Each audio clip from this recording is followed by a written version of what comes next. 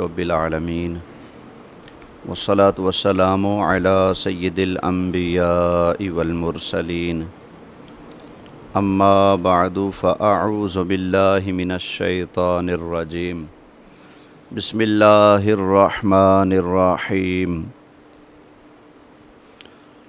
هو الذی بعث فی الأمیین رسولا منہم یتلو علیہم آیاتہ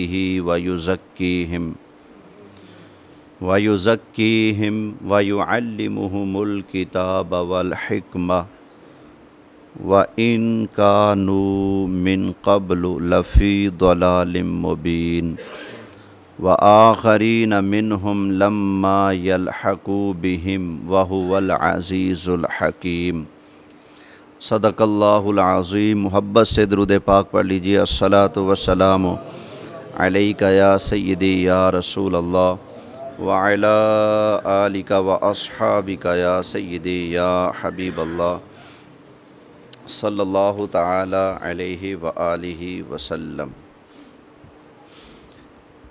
اللہ تعالیٰ کے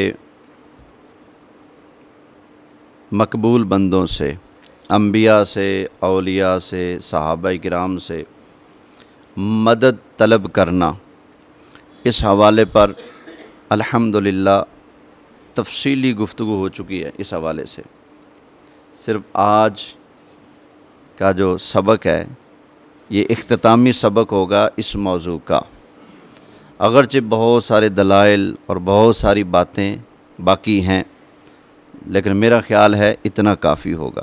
اللہ تعالیٰ سمجھنے کی توفیق عطا فرمائے۔ اکثر کہتا ہوں جس نے سمجھنا ہو اس کے لیے ایک آیت ہی کافی ہے، جس نے سمجھنا ہی نہیں، ماننا ہی نہیں، اس کو پورا قرآن بھی سنا دو اس کے لیے کافی نہیں ہوگا۔ ایک سوال ہوتا ہے، وہ سوال یہ کہ آپ نے جو قرآن حکیم سے انبیاء کرام علیہم السلام کی عظمتیں اور شانیں بیان کی ہیں، حضرت سلیمان علیہ السلام وہ بغیر کسی ظاہری سبب کے ما فوق الاسباب، جہاں اسباب جواب دے وہاں وہ ہوا کے اوپر اپنا حکم چلا رہے ہیں، درختوں پتھروں کے اوپر اپنا حکم چلا رہے ہیں۔ حضرت داؤد علیہ السلام لوہے کو اپنے ہاتھوں سے جیسے چاہیں موڑ رہے ہیں۔ حضرت موسیٰ علیہ السلام ڈنڈا مار کر پتھر سے پانی چشمے جاری کر رہے ہیں، اور کہیں وہ ڈنڈا زمین پر پھینکتے ہیں تو اس کو سانپ بنا دیتے ہیں، اور کہیں وہی آپ اپنا عصا دریا پر مارتے ہیں تو دریا کے اندر سے خشک راستہ بن جاتا ہے، اور کہیں آپ وہی عصا دریا پر مارتے ہیں تو پوری فرعونی فوج دریا کے اندر غرق ہو جاتی ہے۔ یہ جو باتیں ہم نے پیش کی ہیں، حضرت عیسیٰ علیہ السلام وہ پھونک مار کر مٹی کے اوپر انگلیوں سے بنائی ہوئی تصویر والے پرندے کو حقیقی پرندہ بنا دیتے ہیں، جس کی آنکھ کا ڈیلا بھی نہ ہو، اس کو آنکھ بھی دیتے ہیں، دیکھنے کی پاور بھی دیتے ہیں۔ برس کا کوئی علاج نہیں تھا، آپ برس کا علاج بھی فرماتے ہیں۔ مردے تو کوئی ظاہری اسباب سے زندہ کر ہی نہیں سکتا، لیکن حضرت عیسیٰ علیہ السلام مردے بھی زندہ کر کے دکھاتے ہیں۔ یہ ساری باتیں قرآن حکیم کے اندر موجود ہیں۔ تو ان باتوں کے حوالے سے لوگ یہ کہہ کر جان چھڑانے کی کوشش کرتے ہیں، کہتے ہیں یہ تو معجزات ہیں۔ کیا ہیں؟ معجزات ہیں۔ جو معجزہ ہوتا ہے وہ دلیل نہیں ہوتا، معجزہ دلیل نہیں بن سکتا، لوگ یہ کہتے ہیں۔ کتنی بڑی بے وقوفی ہے، حالانکہ معجزہ ہوتا ہی دلیل ہے۔ معجزہ کیا ہوتا ہے؟ دلیل ہوتا ہے نا معجزہ۔ حضرت موسیٰ علیہ السلام کو جب اللہ نے بھیجا تھا، جاؤ فرعون کے پاس، بہک گیا ہے، بھٹک گیا ہے، تکبر کرنے لگا ہے، جاؤ جا کر اس کو سمجھاؤ، تو حضرت موسیٰ علیہ السلام نے اللہ کی بارگاہ میں عرض کی، یا اللہ وہ کوئی دلیل مانگے گا، میرے پاس کوئی دلیل ہونی چاہیے، دلیل کیا ہے؟ تو اللہ نے فرمایا اسلک یدک فی جیبک، اپنا ہاتھ اپنی بغل میں ڈالیں. آپ نے ایسے ہاتھ ڈالا, جیسے نکالا تو وہ چاند سے بھی زیادہ چمکتا دھمکتا تھا. فرمایا ایک یہ معجزہ ہو گیا. دوسرا فرمایا اپنا سوٹا ذرا پھینکے نا زمین پر.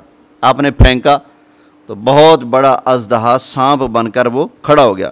فرمایا یہ معجزے ہیں. اللہ نے ذکر کیا قرآن حکیم میں تو فرمایا فَذَانِكَ بُرْہَانَانِ مِن رَبِّكَ, اے موسیٰ یہ تیرے پاس تیرے رب کی طرف سے 2 دلیلیں موجود ہیں. کیا ہیں؟ 2 برہانان, دلیلیں. تو پتہ چلا معجزہ دلیل ہوتا ہے بھائی. معجزہ کیا ہوتا ہے؟ دلیل ہوتا ہے. یہ قرآن کے الفاظ ہیں, برہانان من ربک. یہ آپ کے پاس آپ کے رب کی طرف سے 2 دلیلیں موجود ہیں. تو نبی کا معجزہ دلیل ہوتا ہے, تو ہم ان کو بطور دلیل پیش کر سکتے ہیں کہ انبیاء جہاں اسباب جواب دے دیں, اسباب کی جہاں پہنچ ہی نہ ہو, اللہ کے نبی وہاں بھی مدد کرنا جانتے ہیں. اللہ نے ان کو یہ قدرتیں پاوریں عطا فرمائی ہیں. اچھا دوسری بات لوگ پیش کرتے ہیں, کہتے ہیں یہ تو معجزات ہیں, معجزے تو نبی کے اختیار میں ہوتے ہی نہیں. جب یہ ان کی اختیار میں نہیں تو پھر وہ کیسے تمہاری مدد کر سکتے ہیں؟ تو ہم یہ کہتے ہیں ذرا ٹھنڈا سانس لو. معجزے 2 قسم کے ہیں. ایک کچھ معجزے ایسے ہیں جو نبیوں کے اختیار میں نہیں ہوتے, وہ اللہ نے اپنے اختیار میں رکھے ہیں. جیسے قرآن کا اترنا, ایسا نہیں تھا کہ نبی کریم علیہ السلام کا جب دل کرے آج فلانی صورت اتار لیتے ہیں, ایسا نہیں تھا. یہ قرآن اتارنا یہ اللہ کا کام ہے, اس کو اللہ نے اپنے اختیار میں رکھا تھا. ٹھیک ہے. لیکن جو باقی معجزات ہیں ڈھیر سارے, وہ اللہ نے نبیوں کے اختیار میں دے دیے. جیسا کہ قرآن ہی میں نے سنایا تھا, حضرت سلیمان علیہ السلام کے بارے میں اللہ فرماتا ہے فَسَخَّرْنَا لَهُ الرِّيحَ تَجْرِي بِأَمْرِهِ. فرمایا ہم نے ہوا ان کے کنٹرول میں کر دی, وہ ان کے آرڈر سے چلتی تھی, ان کے حکم سے چلتی تھی. تو پتہ چلا ہوا کو جیسے مرضی چلانا, ادھر موڑ دینا ادھر موڑ دینا, آہستہ چلانا تیز چلانا, اللہ نے یہ حضرت سلیمان علیہ السلام کے کنٹرول میں دے رکھا تھا. عیسیٰ علیہ السلام کا مردوں کو زندہ کرنا, آنکھیں دینا, کوڑ کا مرض دور کرنا, جو لوگ کھا کے آئے وہ بھی بتانا, جو چھپا کر آئے وہ بھی بتا دینا, یہ بھی اللہ نے حضرت عیسیٰ علیہ السلام کے کنٹرول میں دے رکھا تھا. بھئی یہ جیسے کتاب اتارنا, کتاب نازل ہونا, وحی کا آنا, یہ ہم انبیاء کے اختیار میں نہیں مانتے, یہ خدائی اختیار ہے. ہم ان کے لیے نبوت والے اختیارات مانتے ہیں, تو انہی نبوت والے اختیارات سے اور خدا داد صلاحیتوں سے وہ دوسروں کی مدد کرتے ہیں. تو پتہ چلا معجزات 2 طرح کے ہیں. ایک معجزے ایسے ہیں, ایسے معجزات جن کا کنٹرول اللہ نے اپنے پاس رکھا, اور ایک وہ معجزات ہیں جن پر اللہ نے نبیوں کو کنٹرول اور اختیار عطا فرمایا ہے. سمجھ آ گئی نا؟ اچھا پھر ایک سوال ہوتا ہے, لوگ یہ کہتے ہیں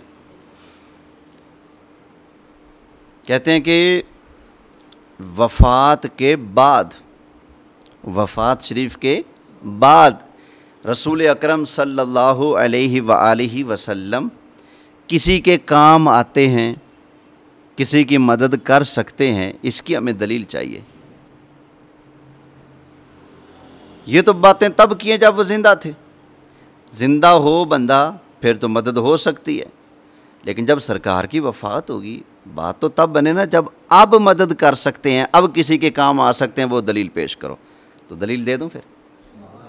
ہاں جی, بڑی مشہور آیت قرآن کی, جھوم جھوم کر محبت سے پڑھتے ہیں الحمدللہ. وَمَا أَرْسَلْنَاكَ إِلَّا رَحْمَةً لِّلْعَالَمِينَ.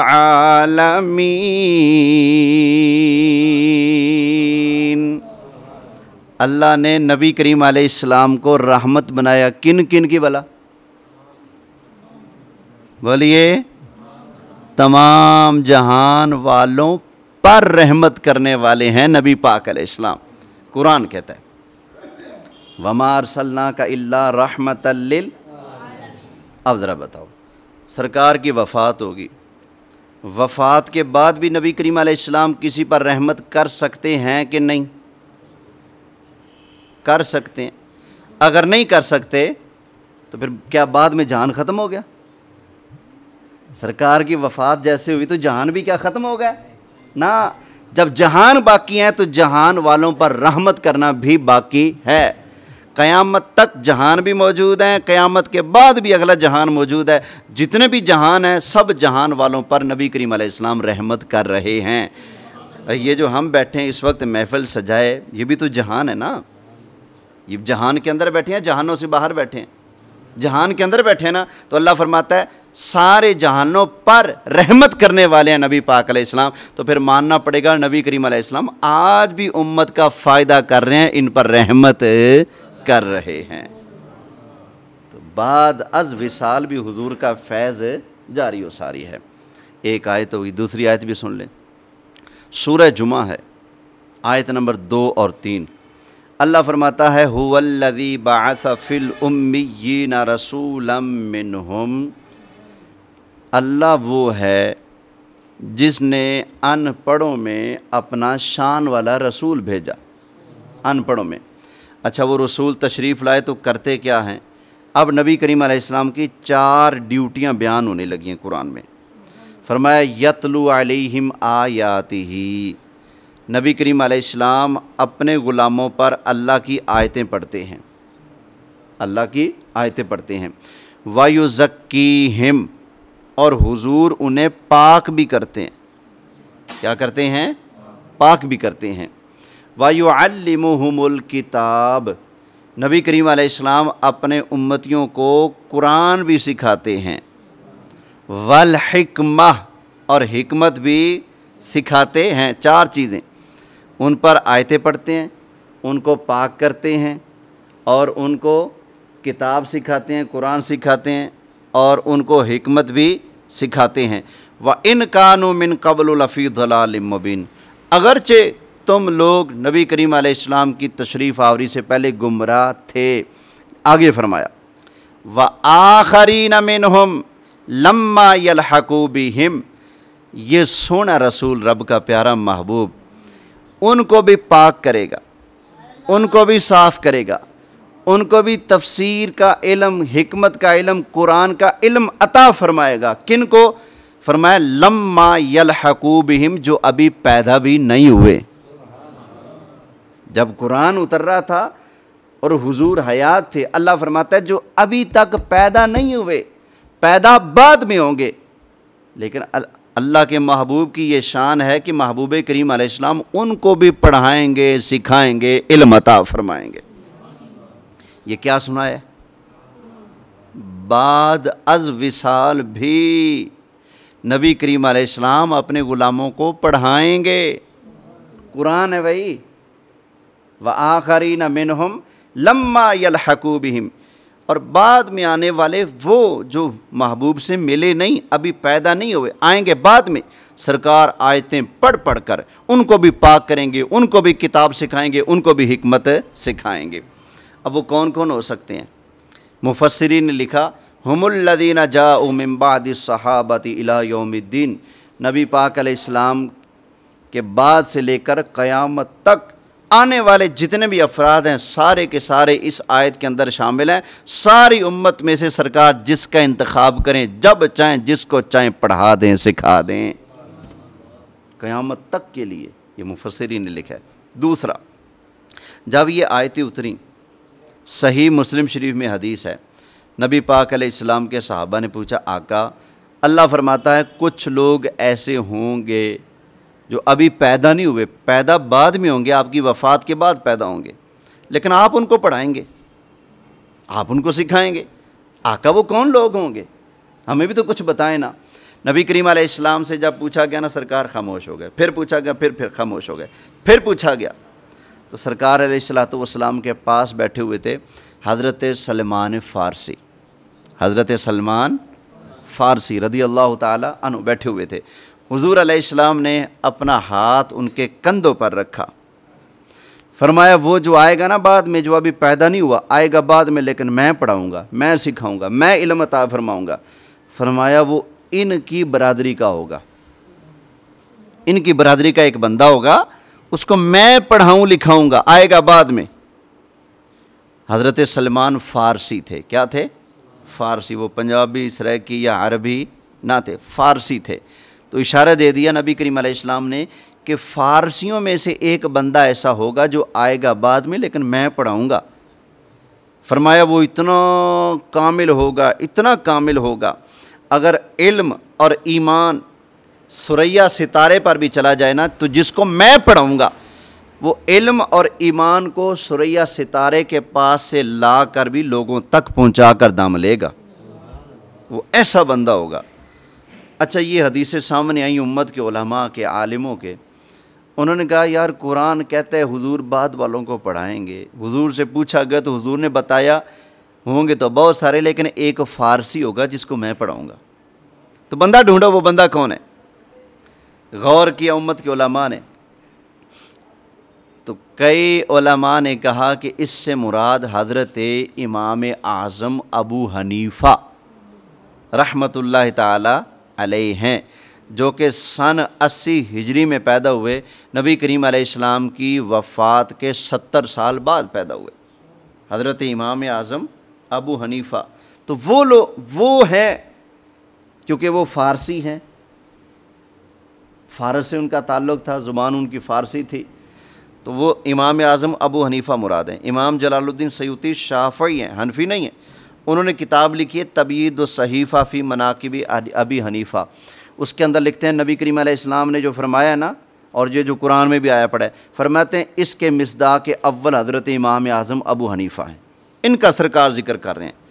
لیکن یہ جو ہمارے آس پاس والے کچھ جو احباب ہیں رفع دین پر زور دینے والے، وہ کہتے ہیں نہیں امام اعظم ابو حنیفہ نہیں ہے، کیونکہ ان کو امام اعظم ابو حنیفہ سے جدی پشتی چڑ ہے،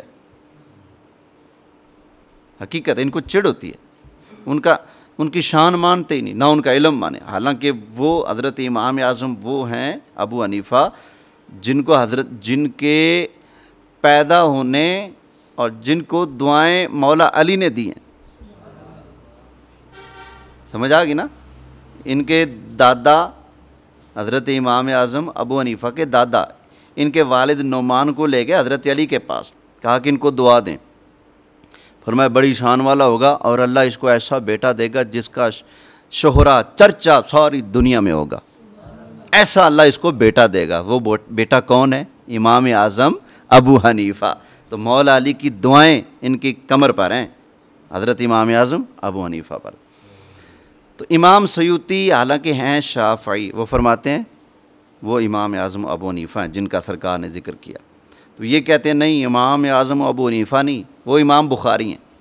ہم کہتے ہیں مرو گل مکی، چلو امام بخاری صحیح، ہم نے مان لیا، امام بخاری سے ہمیں کوئی چڑھ ہے، وہ بھی ہمارے استاد ہیں، ہمارے بزرگ ہیں، ہم نے مان لیا، لیکن اتنا تو مانو نا کہ نبی کریم علیہ السلام اپنے روضے کے اندر قبر کے اندر جا کر ہیں زندہ، اور سرکار امتیوں کو پڑھا بھی سکتے ہیں، سکھا بھی سکتے ہیں، اگر چاہیں تو امام بخاری کو پڑھا دیں، چاہیں تو امام اعظم ابو حنیفہ کو پڑھا دیں، اتنا مانو کہ سرکار زندہ بھی ہیں اور امت کا فائدہ بھی کر سکتے ہیں، ان کو پڑھا سکھا بھی سکتے ہیں۔ تو یہ فائدہ نہیں تو اور کیا ہے؟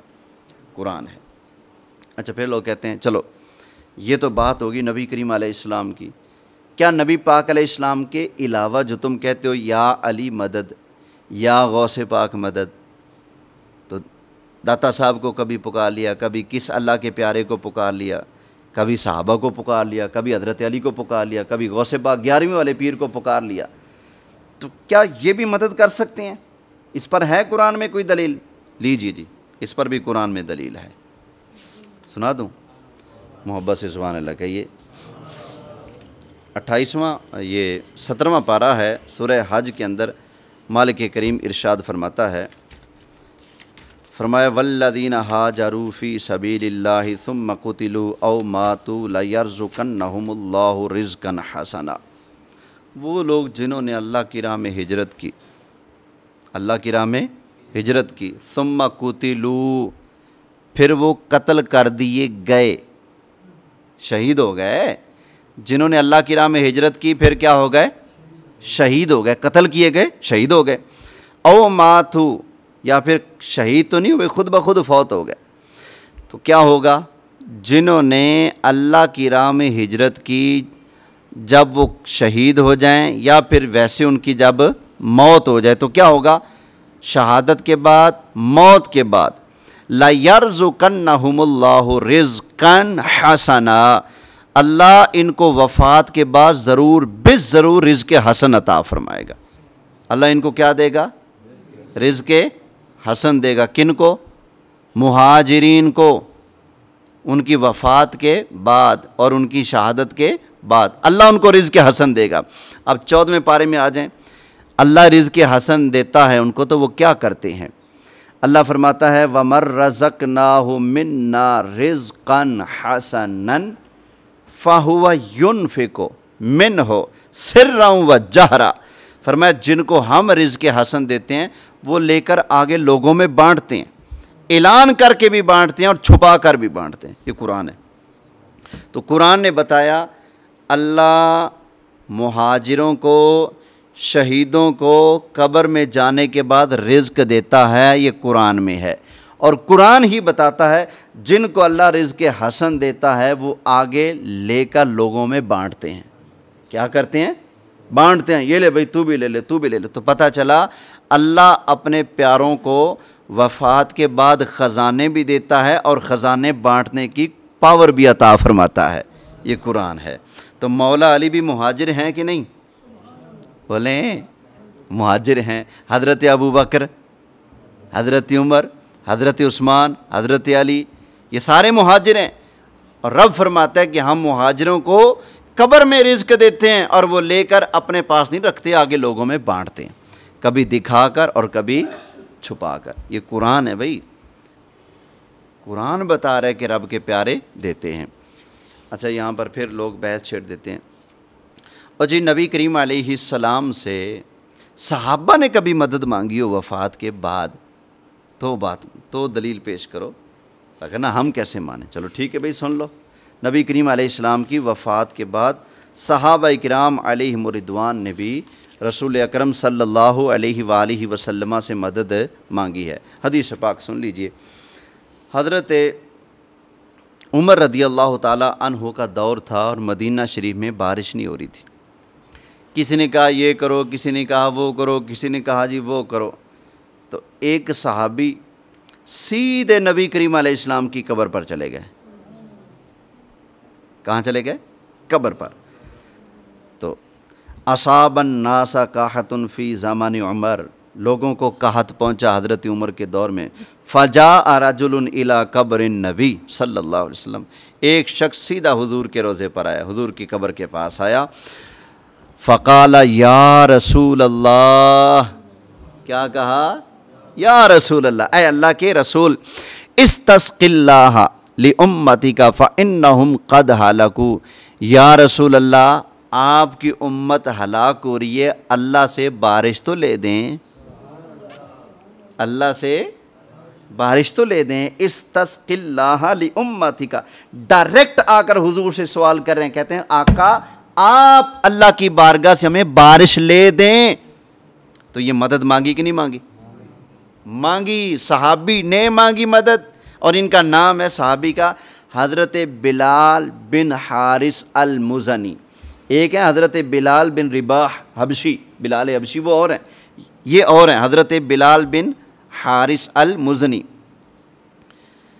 اچھا، آ کر کہا استسق اللہ لامتک فانہم قد ہلکوا، آقا اللہ سے مین تو لے دیں، بارش تو لے دیں، آپ کی امت ہلاک ہو رہی ہے۔ اچھا جی، یہ عرض کر کے حضور کے روضے کے پاس ہی سو گئے، بارش مانگتے رہے آقا سے، روضے کے پاس ہی ان کی آنکھ لگی، سو گئے۔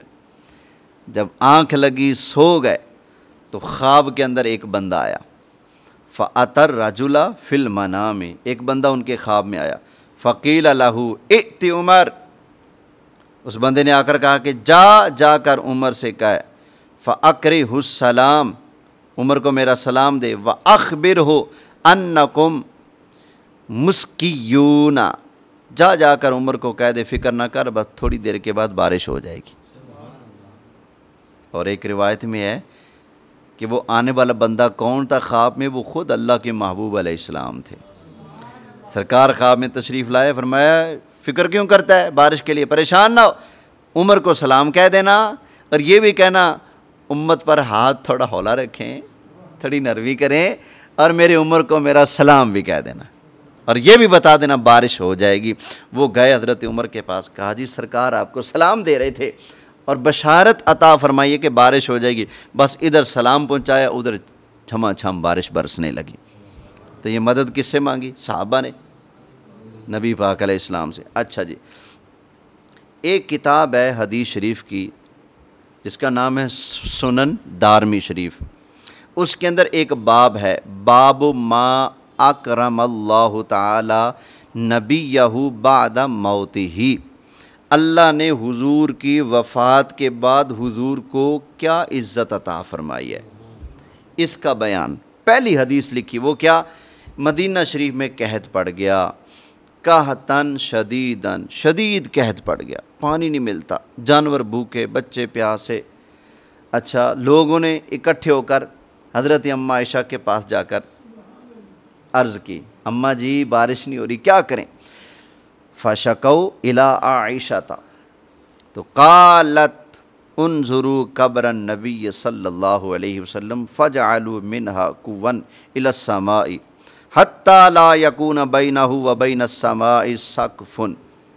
حضرت عائشہ کے پاس گئے نا تو حضرت اماں عائشہ نے سیدھا اشارہ کیا حضور کی قبر کی طرف، فرمایا جاؤ، بارش لینی ہے تو کدھر جاؤ؟ نبی کریم علیہ السلام کے روضے پر جاؤ۔ فرمایا جاؤ ادھر، اور جا کر ایک اور کام کرو، کیا؟ فرمایا حضور کے روضے کی جو چھت ہے نا، وہاں پر جو کمرہ تھا حجرہ عائشہ، اس کی جو چھت ہے، فرمایا چھت میں سے ایک سوراخ کر دو، نبی پاک علیہ السلام کی قبر اور آسمان کے درمیان کوئی پردہ نہیں رہنا چاہیے، قبر کا بیچ میں اوپر چھت کے اوپر میں سے کیا کر دو؟ سوراخ کر دو، ڈائریکٹ اس آسمان حضور کی قبر کو دیکھے، ایسا کر دو۔ تو انہوں نے ایسا کیا، اب آسمان اور حضور کی قبر شریف کے درمیان کوئی پردہ نہ رہا۔ اچھا جی، انہوں نے ایسا کیا تو حدیث کے الفاظ ہیں فَمُطِرْنَا مَطَرًا، پھر اللہ نے بارش عطا فرما دی، حَتَّى نَبَتَ الْعُشْبُ وَسَامِنَتِ الْإِبِلُ، حتیٰ کہ اتنی بارش ہوئی اس سال، اتنی بارش، موٹے ہو گئے، تکڑے ہو گئے جانور، اتنی بارشیں اللہ نے اس سال عطا فرمائیں۔ تو کہتے ہیں کہ فَسُمِّيَ عَامَ الْفَتْحِ، اس سال کا نام ہی پڑ گیا خوشحالی والا سال۔ اس سال کا نام کیا ہو گیا؟ خوشحالی والا سال۔ کیوں؟ یہ وہ سال ہے جس سال میں صحابہ نے حضور کی قبر کے پاس جا کر حضور سے بارش مانگی، تو اللہ نے پھر ایسی مہربانی فرمائی۔ تو یہ حدیثیں کیا بتا رہی ہیں کہ صحابہ کرام اپنی ضرورتیں، اپنی حاجتیں کس سے مانگتے تھے؟ نبی کریم علیہ السلام کے روضے پر جا کر۔ اب کچھ لوگوں کو تب تک سکون نہیں آتا جتنا مرضی قرآن سنا دو، جتنی مرضی حدیثیں سنا دو، جب تک ان کے بڑوں کی بات نہ کی جائے نا انہیں سکون نہیں آتا، خاموش نہیں ہوتے۔ قرآن پڑھ دو پھر بھی پچھرے مارتے پھریں گے۔ حقیقت میرا بڑا تجربہ ہو چکا ہے، جن کو سرکار کی شان ہضم نہیں ہوتی نا، جتنی بڑی دلیل قرآن سے دے دو پھر بھی چوں چاں کھتی کھرک کے نا، اور نہیں اور نہیں اور نہیں کرتے کرتے باز نہیں آتے۔ اب ان کے بابوں کے حوالے سن لیں، پھر سنا دو ایک دو باتیں، سنیے جی۔ نواب صدیق حسن خان بھوپالی، یہ ایک ہندوستان میں ایک بہت بڑے عالم ہو گزرے ہیں، غیر مقلدین کے، تھوڑا برداشت کرو، آخری دن ہے اس موضوع کا۔ نواب صدیق حسن خان بھوپالی، انہوں نے کتاب لکھی ہے ہدیۃ المہدی، اس کا نام لکھا، اور اس کے اندر کہتے ہیں کہ میں کہتا ہوں کہ رسول اکرم صلی اللہ علیہ وسلم کی وفات شریف کے بعد امت کے اولیاء اور صلحاء کا آپ صلی اللہ علیہ وسلم سے دعا کی درخواست کرنا تواتر سے ثابت ہے، یعنی کہ ہر دور میں امت کے علماء، اولیاء، صلحاء، نیک لوگ ہمیشہ سے جب کوئی مشکل پڑتی تھی تو حضور سے عرض کرتے تھے، آقا یہ مشکل پڑ گئی، مہربانی کر دینا۔ یہ لکھ رہا ہے، کہہ رہے جی ہر زمانے میں امت نے ایسا کیا، حضور سے مدد مانگی ہے۔ اور کہتے ہیں کہ امام جزری نے خواب میں نبی کریم علیہ السلام سے دعا کی درخواست کی، آقا مہربانی کر دیں، مجھے یہ تکلیف ہے۔ اچھا، تو نبی کریم علیہ السلام نے اپنے کریم ہاتھ ان کے حق میں اٹھا لیے اور دعا کی، تو آپ کی دعا قبول ہوگی، اور امام جزری کی جو مشکل تھی اللہ نے کرم کیا، حضور کی دعا کا صدقہ مشکل ٹل گئی۔ یہ وہ لکھ رہے ہیں۔ اب آگے جی تھانوی صاحب، انہوں نے کتاب لکھی ہے جس کا نام ہے نشر الطیب۔ کیا نام ہے؟ نشر الطیب۔ نشر میں نہ پھیلانا، طیب میں نہ خوشبو۔ اصل میں نا ہندوستان میں طاعون کا مرض پھیل گیا، لوگ پریشان تھے، تو تھانوی صاحب کہتے ہیں میں نے سوچا کہ طاعون کے مرض میں لوگ مبتلا ہو کر مر رہے ہیں، لوگوں کی جان بچائی جائے، کیا کروں؟ تو انہوں نے سوچا کہ میں نبی پاک علیہ السلام کی شان لکھتا ہوں، کتاب لکھتا ہوں، اس میں حضور کی شان لکھوں گا، حضور کی سیرت لکھوں گا۔ تو کتاب لکھی حضور کی سیرت پر، نام رکھا نشر الطیب، کہ یہ میں حضور علیہ السلام کی سیرت اور شان لکھ کر خوشبو پھیلا رہا ہوں۔ انہوں نے یہ کتاب کا نام لکھا۔ اس کتاب کے اندر وہ نبی کریم علیہ السلام کی بارگاہ میں عرض کرتے ہیں، کہتے ہیں کہ یا شفیع العباد خذ بیدی، دستگیری کیجئے میرے نبی۔ کیا کیجئے؟ دستگیری، میرا ہاتھ پکڑیں میرے نبی۔ آگے کہتے ہیں انت فی الاضطرار معتمدی، کہتے ہیں کہ کشمکش میں تم ہی ہو میرے نبی، جب میں کشمکش میں ہوتا ہوں تو پھر آپ ہی میرا سہارا ہوتے ہو یا رسول اللہ۔ لیس لی ملجا سوا کا اغث، بجز تمہارے میرے لیے اور کون سی پناہ ہے؟ آقا آپ ہی میرے لیے میری پناہ ہے۔ مسانی الدر سیدی سندی، آقا میرے مولا یا رسول اللہ مجھ پر تکلیف آ پڑی ہے، مجھے بیماری نے آ کر جگڑ لیا ہے، تکلیفوں نے پکڑ لیا، تو آپ میری مدد کیجئے۔ غشانی الدہر یبن عبداللہ، اے ابن عبداللہ زمانہ ہے خلاف، کن مغیثاً فانت لی مددی، اے میرے مولا میری خبر لیجئے، میری مدد کیجئے۔ تو تھانوی صاحب نبی کریم علیہ السلام سے مدد مانگ رہے ہیں۔ آپ آگے ان کے پیر ہیں حاجی امداد اللہ مہاجر مکی رحمۃ اللہ علیہ، وہ کہتے ہیں سرکار کی بارگاہ میں، کہتے ہیں جہاز امت کا حق نے کر دیا آپ کے ہاتھ۔ آگے کہتے ہیں آنا طامع بالجود من کا ولم یکن لی ابی حنیفۃ فی الانام سوا کا، یا رسول اللہ میں آپ کے جود و کرم کا خواہش مند ہوں، اور آپ کے سوا پوری خلقت میں ابو حنیفہ کا کوئی سہارا نہیں، آپ ابو حنیفہ کا سہارا ہیں۔ بھائی اپنے آپ کو حنفی ماننا ہے نا تو پھر مانو، امام اعظم ابو حنیفہ یہ کہتے ہیں۔ بس ایک بات آخری، پھر بات ختم کرتا ہوں۔ حضرت شاہ ولی اللہ محدث دہلوی رحمۃ اللہ تعالی علیہ، آپ ارشاد فرماتے ہیں الفوز الکبیر کے اندر، آپ فرماتے ہیں والا ان سألتنی عن الخبر الصدق فإنی تلمیذ القرآن العظیم بلا واسطۃ کما انی اویسی فی الاستفادۃ من روح النبی صلی اللہ علیہ وسلم۔ فرماتے ہیں سیدھی بات یہ ہے، سچ بات اگر مجھ سے پوچھو تو میں نے ڈائریکٹ قرآن نبی پاک کی روح سے پڑھا ہے۔ حضرت شاہ ولی اللہ محدث دہلوی کہتے ہیں، سارے کہتے ہیں شاہ ولی اللہ ہمارے ہیں، تو شاہ ولی اللہ کی بات بھی مانو۔ وہ کہتے ہیں کہ ڈائریکٹ میں نے قرآن کس سے سیکھا ہے؟ نبی پاک صلی اللہ علیہ وسلم کی روح سے میں نے قرآن سیکھا ہے۔ اب وہ قرآن کی آیت یاد کرو، اللہ فرماتا ہے میرا محبوب ان کو بھی پڑھائے گا جو ابھی پیدا نہیں ہوئے۔ یہ شاہ ولی اللہ محدث دہلوی انڈیا کے عالم ہیں، دہلی شریف کے عالم ہیں، دلی کے اندر رہتے تھے، بہت بڑے عالم ہیں، جتنی جماعتیں بنی پھری ہیں سب کے استاد ہیں۔ تو وہ کہہ رہے ہیں میں نے قرآن نبی کریم علیہ السلام سے سیکھا ہے، تو پھر ماننا پڑے گا نبی کریم علیہ السلام اپنے روضہ انور میں زندہ بھی ہیں اور اپنے غلاموں کو پڑھانا، سکھانا اور ان کی مدد کرنا بھی جانتے ہیں۔ اللہ اکبر، بہت سارا دلائل کا خزانہ ہے، یقین جانیں۔ یہ نہیں کہ دلائل ختم ہو گئے، حضور کی عظمت اور شان کا موضوع ایسا ہے، لوگوں نے اپنی کتابوں سے دلیلیں نکالنی شروع کر دی ہیں۔ جب دلیلوں کا جواب نہیں آتا نا، یہ آتی نا جماعت، ان کے پاس کتاب ہوتی ہے فضائل اعمال۔ فضائل اعمال کے اندر نا تقریباً اتنے صفوں کا ایک چیپٹر تھا فضائل درود شریف۔ کیا تھا؟ فضائل درود شریف۔ اس کے اندر یا رسول اللہ لکھا ہوا تھا، الصلاۃ والسلام علیکہ یا رسول اللہ لکھا ہوا تھا۔ نبی پاک علیہ السلام خود سنتے ہیں اب درود شریف لکھا ہوا تھا۔ نبی پاک علیہ السلام امت کے مددگار ہیں لکھا ہوا تھا۔ نبی پاک نے اپنے غلاموں کی مددیں کی ہیں، ان کے پاس چل کر تشریف لائے ہیں، یہ سب کچھ لکھا ہوا تھا۔ اب جب ہم کہتے ہیں وہ مانتے کیوں نہیں، تمہاری کتاب میں لکھے، انہوں نے کہا بسم اللہ ایلو۔ ہاں یہ جماعت آئے آپ کے پاس دیکھ لیں، ان کے پاس فضائل اعمال ہوگی، لیکن اس کے اندر پورا باب درود شریف کا نکال مارا۔ سمجھ آ گئی نا؟